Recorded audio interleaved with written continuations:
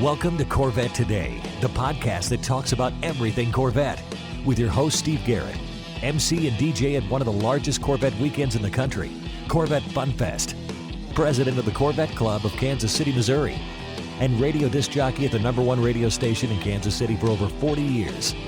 Here's Steve Garrett. Hey, thanks for listening to Corvette Today, the podcast that talks about everything Corvette. I'm your host, Steve Garrett. I appreciate you tuning in. You can listen to Corvette Today on all podcast platforms like iTunes, Spotify, Google Podcasts, iHeartRadio, Apple Podcasts, Anchor.fm, Pandora, Stitcher, Audible, and many more. You can also listen on your smart device. Just say, Alexa or Hey Google, play the podcast called Corvette Today, and you're connected. Also, visit the Corvette Today website. It's CorvetteTodayPodcast.com. You can also sign up for Corvette Today notifications, updates, and information at CorvetteToday.ck.page. And don't forget, join the Corvette Today Facebook group. We have over 2,000 members, and I'd love to have you as a member as well. First, I'd like to thank our flagship sponsors of Corvette Today, Mid Engine CorvetteForum.com. If you'd like to join a new, vibrant forum that focuses on the new mid-engine C8 Corvette, it's free to join this friendly community. You'll meet a lot of fellow Corvette enthusiasts like yourself at midenginecorvetteforum.com. Also, a new flagship sponsor of Corvette Today is CTR America. CTR is the OE supplier for chassis components for Corvette, and it's been an aftermarket provider for 20 years. CTR America makes chassis parts for Corvette like the tie rod assembly, the RR toe link, and drop link. They worked with GM to focus on passenger safety and reducing part deterioration and improving Corvette performance. CTR America also provides aftermarket products like suspension and steering parts. They brought to the aftermarket the same know-how developed as an OEM supplier. When you need quality, superior aftermarket parts, visit the CTR America website at aftermarket.ctr.co.kr. Another new flagship sponsor of Corvette Today is E-Tech. E-Tech is the expert and leader in custom flooring. Whether it's your garage floor, basement, patio, or front steps of your home, or a professional workplace, E-Tech is 4 times stronger than epoxy and comes with a 15-year warranty. There are hundreds of different patterns to choose from, and installation is completed in 1 day. You can walk on your floor in 24 hours. Call for a free estimate at 913-745-3732 or visit etechcustomcoatings.com. 913-745-3732 or etekcustomcoatings.com. I have my garage floor done with E-Tech and absolutely love it, and I know you'll love yours. You can see the pictures of it on my blog at CorvetteTodayPodcast.com. Also, a shout out to CanadianCorvetteForum.com, welcoming Corvette owners from around the world. It's time to get the latest Corvette news and headlines with my buddy Keith Cornett from CorvetteBlogger.com. As you know, Keith is a regular guest here on Corvette Today. He's here every other week to keep you updated on what's going on in the world of Corvette. Keith, welcome back. Springtime is right around the corner. Time to get those cars out, buddy. Boy, glad to be here again, Steve. This is one of the highlights of my week, is being able to talk to you and catch everybody up on the latest Corvette news. Boy, you think that with the plant being down, everything's kind of quiet, but nope, there's plenty of news to talk about. There is. As a matter of fact, the first week of March, Bowling Green was still shut down because of transmission supply issues. Yeah, this is kind of a continuation. So back in February, there was 2 shutdowns. They were closed that first week of February.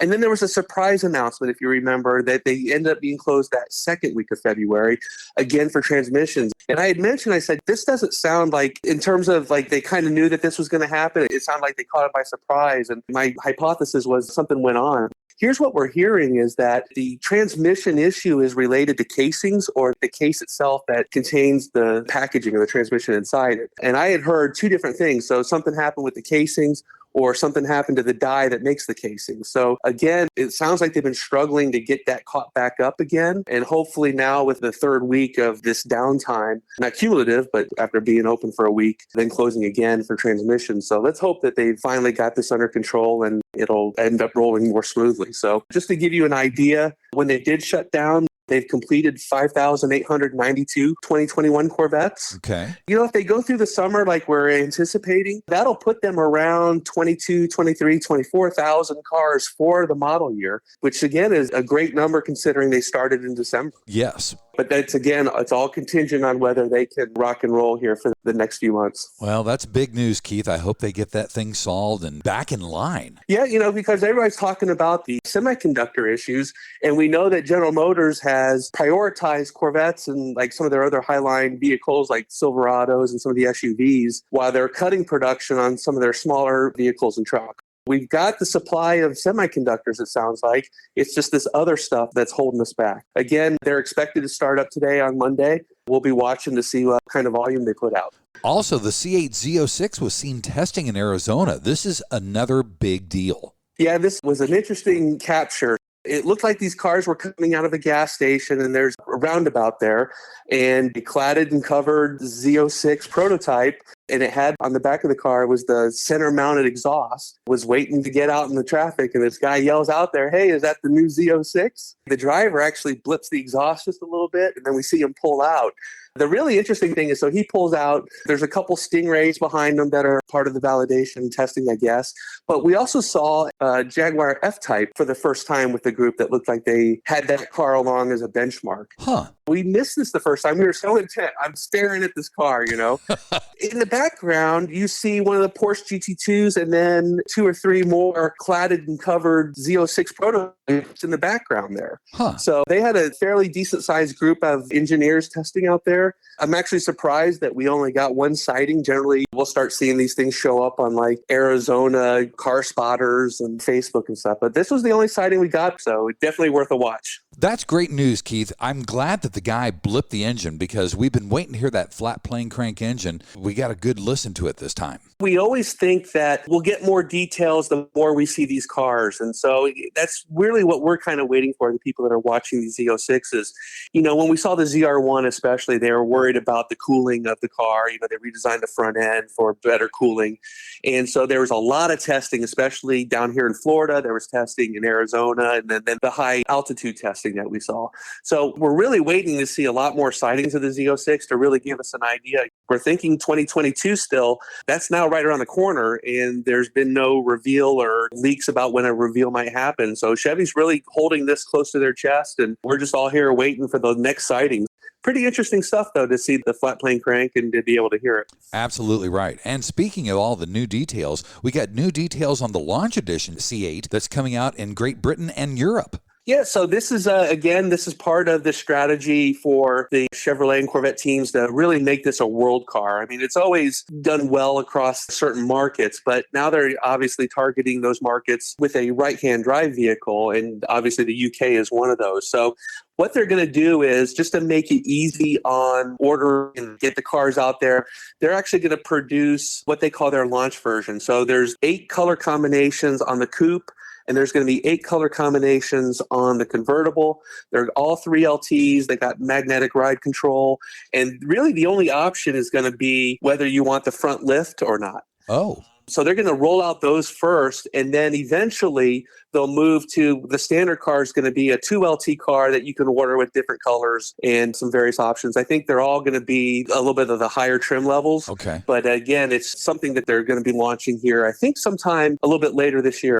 I don't know if we're going to see any 21s make it out over there. I'm starting to think that they're all going to be 2022s now. Okay, that sounds good. Well, I'm anxious to see it go worldwide, and this is just the basic first step then, isn't it? It really is. We hear that they're launching Japan first. There's probably some sort of similar program. They took 300 orders or so, maybe a little bit over that, when they did the Japan reveal a year ago. So Japan first, it's expected the UK second, and then New Zealand and Australia will be third. Okay. There's some other markets that are out there for the right-hand drive that haven't really been talked about. And it's just whether or not they sell Chevys there, but South Africa, India, there's obviously they have to have the dealership groups in place and the service in place to be able to offer the cars, but there's still a lot of growth available there. Yes. Some people are worried that these exports are going to take away from the domestic sales, and that's true, they are. But this is really about making this a world car for people to enjoy all over the place. I'm actually anxious to see the Corvettes for sale out there. And, again, one of the unique things is when these cars go to these markets, they're localized. And so we've heard when Harlan and Taj were testing these cars Chris Harlan said that his car, when you'd speak to it, it speaks back, had an Australian accent, which I always thought would be pretty cool. It's like, can I order my state version here with maybe an English accent? That would be kind of fun to have. That would be fun. You could call it Jeeves or something like that. Well, I think that's really cool. Also, I guess abroad, they're not going to get our price increase because it was announced that the C8 goes up $1,000. Well, that's right. But the thing with doing the exports is they're getting a ton of money more. So that's another reason why they're selling these upper level cars as exports, is just because they can make more money per car doing that. But yeah, you're right. The news now stateside is that pricing increase has officially gone into effect. This is the first one for the C8 that covers the MSRP and not just the options. So everything's going up $1,000 as of last week. The good news is that there is some price protection. Chevy put out a statement that we got that says customers who have event code 1100 or higher, and these are sold orders, so sold customer orders that are 1100 or higher, will not be impacted by the price increase. That's good. But anybody else that comes in now and places that order and is new to it, they're going to see a $1,000 increase, which means that the Stingray Coupe will start now at the $60,995, and the Stingray Convertible, that opening price is $68,495. It's still a fantastic price for the car that it is. It is. We've been talking a little bit about this. I know I've kind of written an article that got a lot of talk about if you're wanting to drive a car right now, you might want to look at the pre-owned versions and pay a little bit more. These cars are still selling for more than MSRP. Well, here's Chevy now raising the price, and I would not be surprised, and in fact, I'm expecting that there will be another price increase at the start of the 2022 model year. Okay. It's just a really popular car. They now know what options are really selling and what those options are costing them behind the scenes. So we've seen like the front lift went up for 2021. There might be some other adjustments like that as well. Okay. And finally, Keith, we have a new book about the mid-engine Corvette. Yeah, this was released last year, or actually the announcement came last year that not only were they doing a documentary called Corvette Stingray, the Mid-Engine Revolution, but there would be an official book to go along with that. And although there were some delays during the pandemic with getting that book out, it was officially launched on March 2nd. And it's a really good book. We had a chance to get a review copy. It's 200 pages, got some great photographs. The photos, most of them come from the GM archives. And so, there's just gorgeous, back in the day, Zora and a lot of the historic mid-engine prototypes that he worked on. It's really kind of two books in one. The first part of that book is all setting up the different versions of the concepts that came out, the challenges, why they weren't done. And then all of a sudden, then you get into, here's the C8, and this is how they were able to do it. And then you get into some of the tech stuff. And I'll tell you what, there is a section in there on the very first prototype that was built. It's called Blackjack. And that was the version that was built on the Holden Ute, kind of like the El Camino car, where they grafted on a front of a Corvette. And then in the truck bed is where they put in the engine. It was a LT1 with an automatic transmission. And that's what they used to kind of validate and say, yes, we've got something here. We can move forward and start building out actual mid-engine Corvette bodies like we've seen. But that first one all started on a Holden Ute. The pictures of that are great. They still have that concept today, and hopefully we'll be able to get it down to the museum at some point so plenty of people can see it. I'd love to see that car, and I'm anxious to see the book as well, Keith. The book is fantastic. There are some things that we wish there was more of. I would like to have seen a little bit more of the challenges behind the scenes. What did they face? Yeah. Remember, we heard some issues with maybe the electrical system, and they were going to go to the Global B architecture. So it's been interesting to hear more of the challenges. For the most part, it's a lot of design. There's a lot of focus on both the interior and the exterior design, but it's all good. And for somebody that has the C8 Corvette, this would be a perfect book for your man cave or your coffee table because that's your car. So it's a good read. And again, the pictures are fantastic. Buddy, let's take a quick break. And in section number 2, we're going to talk about racing and rumors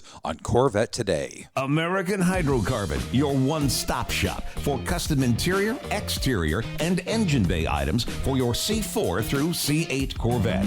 We can help you create a custom look for your Corvette with carbon fiber or 10 different color patterns and styles. We've served customers in over 28 countries all around the world. Whether it's a custom-made engine cover for your new C8 mid-engine Corvette or custom-made C4 interior upgrades, American Hydrocarbon can help you transform your Corvette into a best-in-class show car. Our products have been featured in Vet and Corvette magazines, so give us a call. 813-476-5638. That's 813-476-5638. Visit our website at AmericanHydrocarbon.com or email us at pat@AmericanHydrocarbon.com. Let us help you make your Corvette the car you've always wanted it to be. American Hydrocarbon. KC Trends Motorsports has been the Midwest's largest custom wheel superstore for over 25 years. They specialize in C8 wheel fitments from the top brands in the industry, like HRE, Vossen, ADV1, Avant-Garde, and more. They ship daily from their Kansas City location to all upper 48 states with the best pricing and inventory in the country. Need tires? KC Trends Motorsports has you covered. They have tires in stock from Michelin and Pirelli. Plus, they can help you with a customized wheel and tire combo for your Corvette to truly make it one of a kind. And if you need wheel ideas, no problem. Simply go online to kctrends.com for their car and wheel visualizer. See the wheels on your Corvette before you purchase. Also, there's dozens of wheels and tire combo pictures to look through online to spur your imagination. And their expert staff is there to help you with wheel and tire sizing and offsets for your C6, C7, and C8 Corvette. Visit them online at kctrends.com. See them on Facebook and Instagram. Make any Corvette a one-of-a-kind with KC Trends Motorsports. Call them toll-free, 877-962-5200. KC Trends Motorsports. You're listening to the Corvette Today podcast with Steve Garrett. Hey, thanks for listening to Corvette Today, the podcast that talks about everything Corvette. I'm your host, Steve Garrett. Thanks for tuning in. My guest today, as he is every other week, is Keith Cornett from CorvetteBlogger.com. We keep you up to date on all the information that's new in the world of Corvette. In this second segment, we do racing and rumors. And Keith, first off, Corvette Racing has confirmed their WEC entry at Portimao. Yeah, this is big news. The last couple of years, the WEC has essentially forced Corvette Racing to participate in a couple of their races to qualify for the 24 Hours of Le Mans. And of course, that race has always been our centerpiece. So we actually went over to China a few years back and raced over there to help us get what we needed to get into the 24 Hours of Le Mans. So this year, it looks like the break in the calendar, the IMSA calendar, we're going to send one car over. It's going to be the number 63 C8R. Okay. And it's going to be piloted by Oliver Gavin and Antonio Garcia. Wow. They're using a couple gents from the continent over there to do the racing duties there. That saves any kind of quarantine time, I think, for people coming in, like if we were to send like Tommy Milner over, right, for example, or Jordan over. It looks like a really good tune-up race for us. You know, the WEC GT LM class, they call it the LM GTE Pro. They are down in cars just like we are in IMSA over here. So I believe there are only 5 entries, 2 Porsches, 2 Ferraris, and the Corvette that will be in class. So I'd say our chances are pretty good.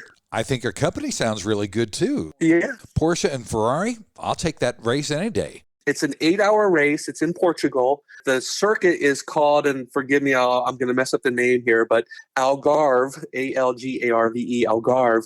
It's 2.8 miles. The track itself, just looking at it, it's a fairly modern facility. So it sort of reminds me of COTA just a little bit with all the painted side tracks and all that kind of stuff. But this should be a good tune-up. And then we are tentatively scheduled then a month later to race at Spa in Belgium. Oh. That should be an interesting race as well. I know that Oliver, I believe, has participated in that before. I would actually see Corvette Racing using him and Antonio again for that race there. So a couple tune-up races before Le Mans, and then we should be good to go. And what that also does, too, is that gives the race organizers data from our cars so that when they do the balance of performance, we have real racing data, not just from practice sessions like this happened previously. So this all kind of helps out, and hopefully with these 2 races, they're able to compete at Le Mans for the win. That sounds good. And also, I know that they moved Le Mans, and that kind of forced everything with IMSA to get rescheduled as well, right? Yeah, exactly. Le Mans is called the Summer Classic. I'm not really up on what's going on in Europe because of COVID stuff, but I understand that the rollout of the vaccine has been a little bit slower over there than it is here. And they did not want to run this race again without fans. So they bumped it back to August 21st and August 22nd. Okay. Right away, that caused a major reshuffle of all the different schedules that might be in place. So what we saw was that the IMSA dates for VIR and then Petit Le Mans were extended out. So it looks like logistic-wise, we should be okay. missing Le Mans last year with the debut of the C8R just killed the team. So I'm sure they're anxious and ready and wanting to show off all those fans who've been so great. The European fans have been so great in following Corvette racing that they'll be there and be able to see the car in person for the first time. That sounds good. And also, we reported a couple weeks ago that the C7R was up for sale, and it did finally sell. Isn't that right? Yeah, it was on Bring a Trailer. It was projected for $500,000, and the end bid ended up being $850,000. Wow. Just a unique car. This car won at Daytona. It raced at Le Mans. Comes with spare parts. The person that bought the car will actually be able to work with any Pratt & Miller people if something comes up with it. So it's really a unique piece, and hopefully it won't be in some museum some year, but it'll be a part of that historic racing circuit events where we'll see this car out and about. So that'd be a lot of fun to see the C7R doing some laps somewhere. That would be a lot of fun. Also, in the rumor segment of this section, Keith, MotorTrend is reporting that an interior design is coming up in 2023 for the C8, and we're going to lose the great big wall of buttons. This kind of caught us by surprise. This was in MotorTrend. In their magazine itself, they have a section called MT Confidential. They said that initially that there was some sort of redesign that might have been slated for 2025 or a little bit after that. They're saying, no, that their sources are kicking this up in a high gear, and we might see a change somewhere in 2023. This is one of those things that's, again, it's a rumor. I'm not so sure that this is something that's going to happen really quickly. The idea that we'll start really starting to change interiors and things like that, they don't usually do that. We never saw that on C7. We didn't really see that on C6 other than better seats in 2012. To be able to take that wall of buttons and then somehow move those buttons to the console pose challenges. They might have to reduce the amount of buttons. My biggest complaint on the C8 is there's no handhold for that passenger side like there was on the C7. Right. It'd be nice to see something like that. But again, these are just rumors. We'll have to see what happens. You know, this would make sense like when we were talking about 2025. That's where it makes more sense because then the Stingray's been out 5 years. Depending on how long they decide to take C8, and we've heard they're going to take it out a few more years, they might decide to do like a mid-cycle refresh where they change a little bit of the exterior, a little bit of the interior, right, and then sell it as a new Stingray. It could happen. Again, it's just a rumor for right now, but people are having some fun. You know, there was a guy that put together a graphic that showed what would happen if you flatten the Great Wall of Buttons. It does kind of clean up the interior, but I know a lot of the owners that have the car now, they say they can reach over there and basically touch the button just by feel because of the way they're laid out. So we'll just have to see if this one comes true or not. It'll be interesting to see what comes up because with the new models coming out and maybe a redesign, it could all tie in together into one big update. So that'd be pretty cool. Exactly. Yes, sir. Also, we have the internal names from GM on the new colors for 2022. You know, we were talking about generally there's a leak or two of information that comes out before the official information, before the official model year rollout. And we caught wind of this on a dealer site in Czechoslovakia. Wow. This lays out exactly, once we had this information, we were able to confirm it with the same launch information that was coming out of the UK. Essentially, they're showing that the Czech site was showing the cars. We said there's 8 coupes, 8 convertibles. It looks like they're getting the same launch editions. But instead of Shadow Gray, they showed Shadow Gray. They said, nope, this is going to be called Hypersonic Gray. Oh. Zeus Bronze is going away, and that replacement's going to be a color called Caffeine Brown. And then finally, Sebring Orange is going away, and that replacement color is called Amplify Orange.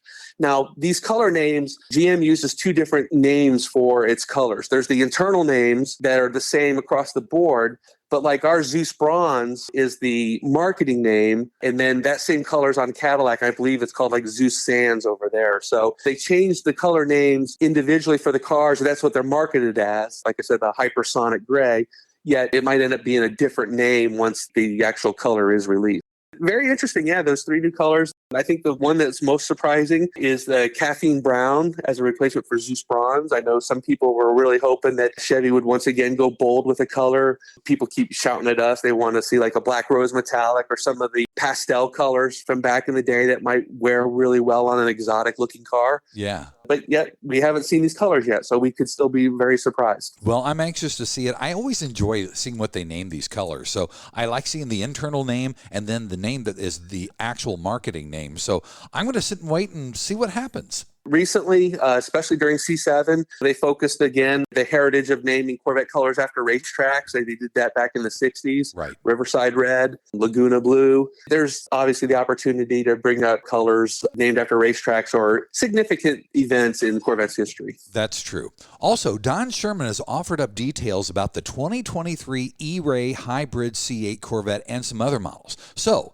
the question is, number one, who is Don Sherman? And number two, how does he know so much?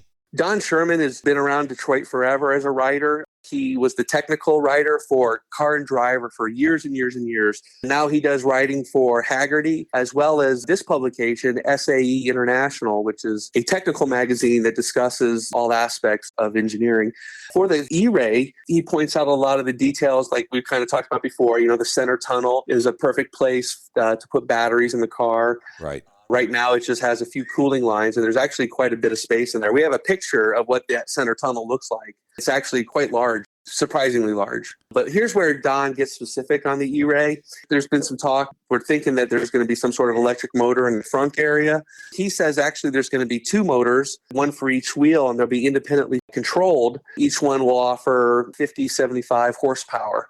So that would then combine with the LT2 V8 in the back to offer somewhere around 600 horsepower or so. What is mostly important is you get this E all-wheel drive. You get that front-wheel drive assist. Right. And he's even saying you're going to get front-wheel vectoring, which means like if you're on a track, one wheel might turn faster than the other or more power is applied to a wheel to get you through corners faster. So really exciting stuff. Don, again, has been around forever. He's got some great contacts. We saw him at the media event in February. To watch him work Harlan or some of the other guys and try to get questions was always, for somebody like me that is fairly new to the business, we really enjoyed watching that. I call him the E.F. Hutton of the Corvette world because when he talks, you do want to listen to what he has to say. In his article, he does talk about other future plans. There's obviously the Z06, then the ZR1, and then he says there's even going to be a Zora model on top of that, which is over 1,000 horsepower, twin turbo with also the E all-wheel drive electrical hybrid system on it as well. He sees all those coming fairly quickly, 23, 24, 25. Wow. And then also in 25, he brings up a great topic of a Corvette-inspired SUV. Really? Again, a battery electric vehicle that would have Corvette badging and Corvette design cues on it. We know that Chevy's making a huge push into electric vehicles, and we know that a lot of those are going to come online around 2025 or so. So that's going to be something to bear watch there. I know a lot of listeners will probably say, do we really need a Corvette SUV? That's what people are driving. People wanted something fun and fast and exciting. And if they need a daily driver that's not a Corvette, why not something that wears the Corvette badge and is inspired by one? So I'm all for it. I think it extends the brand. Look what Porsche's done with their lineup these days. I think they're selling more SUVs now than they are selling 911s. So it's something that bears watching, definitely. Well, the sky's the limit, Keith, and it's a good time to be a Corvette enthusiast. That's for sure. It is. The next few years are going to be very exciting. And finally, the final week of production for the 2021 Corvette is possibly mid-July. That seems really, really early. So it seems early, but normally during a regular production cycle, the Corvette's always done a changeover sometime we always like to say the 4th of July weekend. They generally will take a couple weeks off for a summer break anyways. They would time the changeover around then and then come back and start building the next model year. So they haven't done a regular production cycle since the 2017s just because of all the stuff that's been going on at the plant. They did a plant refurbishment. There was the paint shop. So they're really, I don't want to say desperately trying to get back to a regular production cycle, but this is what they're going. And in fact, when Harlan was doing the question and answers on your last episode, he definitely said, it might be more of a late summer than an early summer, but they're definitely planning on this summer. We're just going to have to see if hopefully there's no more delays. They're able to build the orders that they got. Harlan said they were more conservative this year in 2021 than they were in 2020, which caused them to extend it all the way out to December.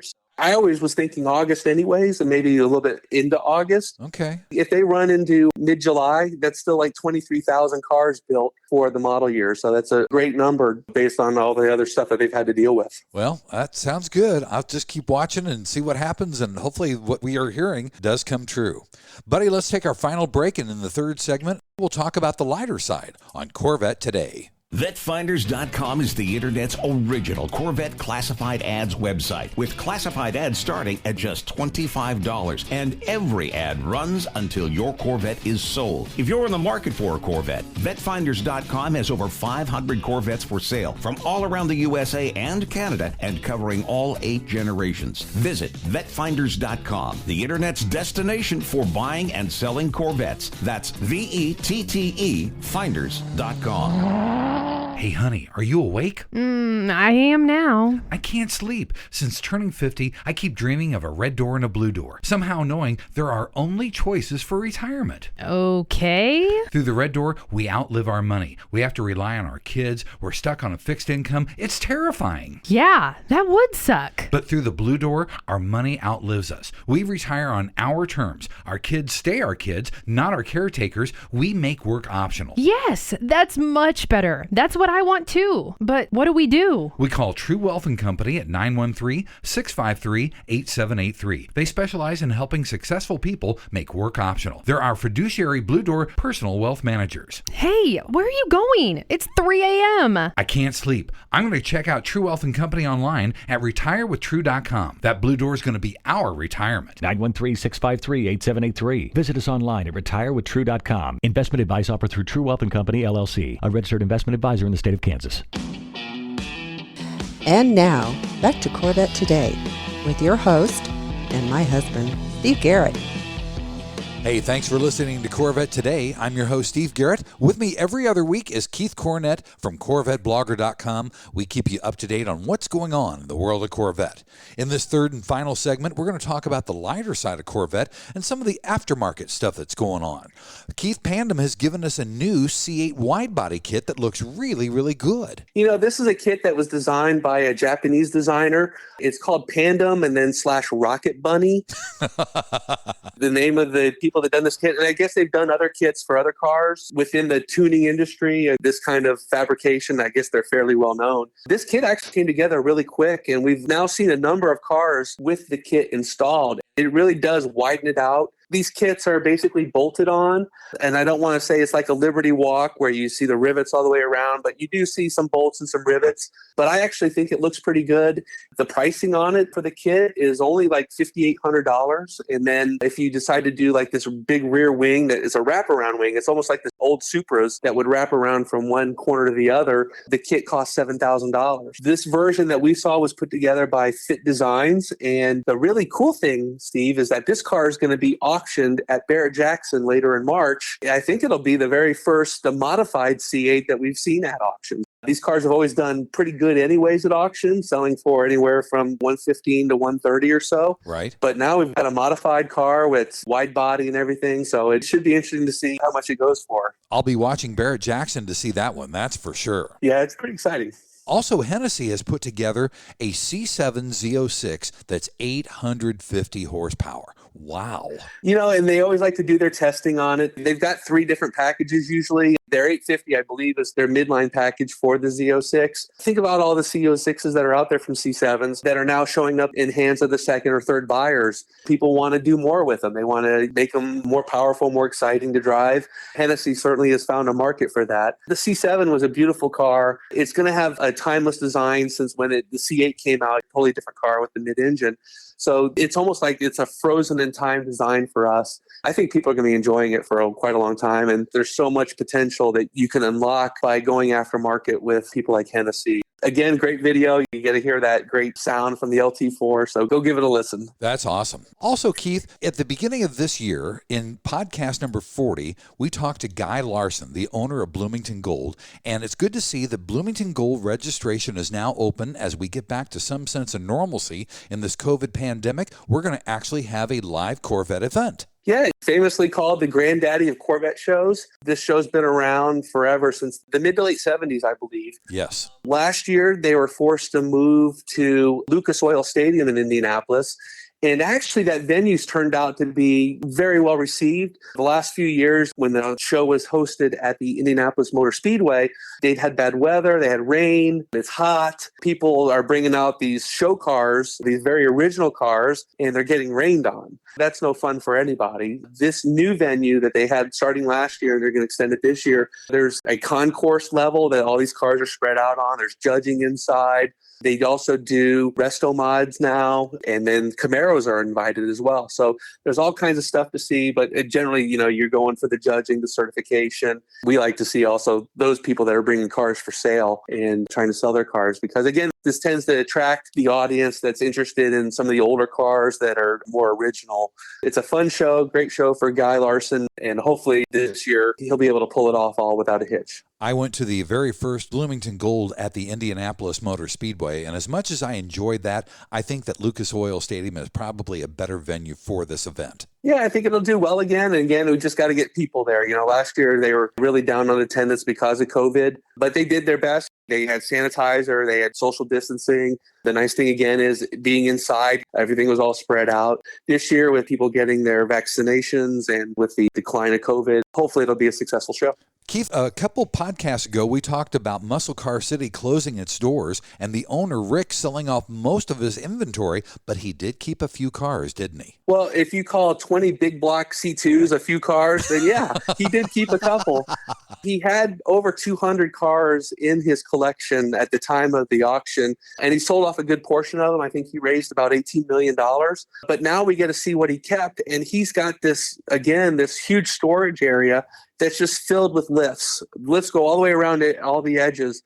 And in some of those, there's 20 C2 big block cars, and he's trying to collect a big block in every color that was offered. He's still not quite there yet. He's working on that. But he also has some older Corvettes. He's got some newer Corvettes. He's got the 2019 ZR1 that he talks about driving. The other thing that we saw, too, is he added the last L88, the last 1969 L88 to his collection. Wow. So even though the Muscle Car City Museum is no longer something that we can go to, he still has this collection, and I think he is still talking about maybe doing some different things and some maybe an event or two with it. So hopefully we'll get to see him, but hopefully he's able to get out and drive some of these different cars, because, when you have that many cars, it's got to be, which one are you going to take? Which one are you going to drive this week? Right. And the other thing, too, I took from this video, Steve, is that he knows every car. He looks at that car and says exactly what the mechanics are in it. He'll tell you, oh, I really like this one. This reminds me of that. So he's truly a car guy. That he's not just buying cars to buy cars. He's buying cars because he loves them. He knows all of them by heart, what they are. So hopefully he'll be able to get out and drive a few of them. That'd be great. I like to sit shotgun with a few of those rides, that's for sure. That would be fun, yep. Finally, Keith, we have a new rendering of the C8 that adds a split window. I looked at that. I didn't like it, but you know what? That's just my taste. What did you think of it? I was blown away by it, Steve. We featured hundreds of renderings over the last couple of years. All these digital artists coming out with their own take. Some of them do these extreme wide bodies. Some of them try to mix more. We saw Chip Foose doing a drawing of how he thought the C8 should have been designed with more Corvette-iness from, previous generations. Yep. This rendering, I think, nails it, especially as a mid-year owner. You've got all the elements of the C2 fastback coupe. The 63 had the wraparound glass with the spine that runs down the middle, and then you have these vents on the B-pillars. And all that, I think, is incorporated very nice. Now, again, this was done by a designer who didn't have to worry about cooling the engine bay and where's that air going to go and some of the other considerations. Where's the trunk open and that kind of thing. Right. But in terms of just overall aesthetics, I think he nailed it. The comments on the site have been very positive for it as well. So it really shows you if they'd really kind of wanted to bring more previous Corvettes into the modern design, they could have, but others, they're happy the way it is now. So I like it. I think it's a good-looking design, and boy, it'd be fun to see some other model down the road come out with something like that really pays homage to the previous Corvettes. Absolutely right. And also, if you want to see any of the pictures, videos, or stories we're talking about, you can always go to CorvetteBlogger.com and make sure you catch up on everything. Keith, thanks for being with us this week. We'll see you in a couple weeks, and we'll do some more news and headlines. My pleasure, Steve. What a busy week this was. We're going to be gathering stories and getting ready for the next one in 2 weeks. In the meantime, we'll see you on the website and keep waving. Thanks for listening to Corvette Today, and thanks to our sponsors, CTR America, who makes chassis components for the C6, C7, and C8 Corvette. Visit their aftermarket items online at aftermarket.ctr.co.kr.